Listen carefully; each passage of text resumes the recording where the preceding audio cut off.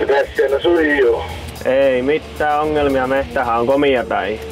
Tuli vaan meikäläiselle semmonen pikkuinen ongelma. Jaa, kerro.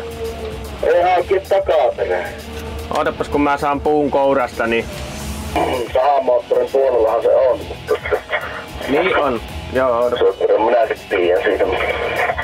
Y117.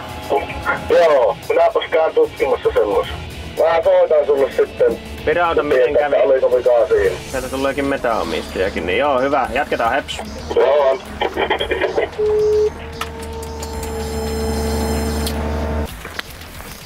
Joo. Ruusvirta. Juu, terve. Terve.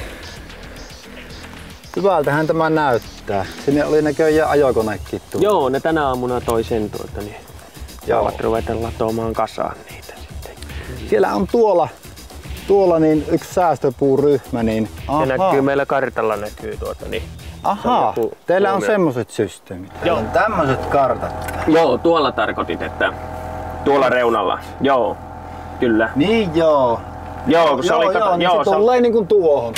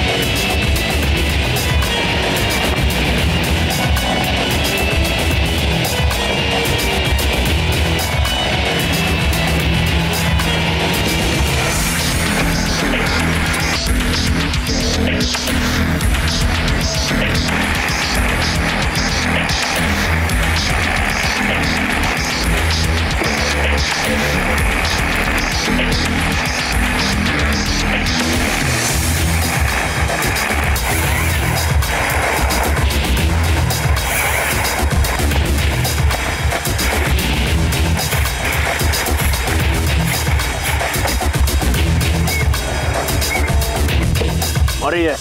Terve. Rupes pyörähtämään. Metäomistaja kävi tuossa noin, niin Joo. pitää jättää tuonne pikkusen sille omaa mehtää sitten kerankoja. Mihinkä nurkkaaksi? Tuutko kahtomaan ihan niin? Se itse sanoi, että se laittoi nauhojakin siihen, mistä se lähti, niin se on tosiaan ihan olematonta, se on vähän sellainen soistunut kohta. Niin justiin, ja no se on hyvä, ei tarvitse käsitellä semmoista. Joo, kyllä. Huomenna pitää näkyä olevan, että tunnit on tullut täyteen, niin pitää huomenna vaihtaa öljytukko pikkusen aikaisin. Kyllä. Mä käyn hakkeen nyt terää ja väriä ja muuta. Nyt tähän hättää. Joo, ja hydraaliöljyäkin saa varmaan yhden purkin ottaa. Joo, laita sillä lailla, että se on 6 lämmin. Joo, selvä. Heps.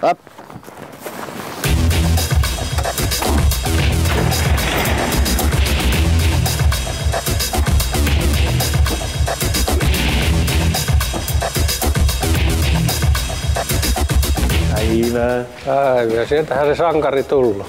En minä sitä sankarista tiedä. Tuossa on tuo tuntilappu. Saat kahtella sitä sitten illalla, niin menee ne yöunet. Joo, kyllä. Semmoinen.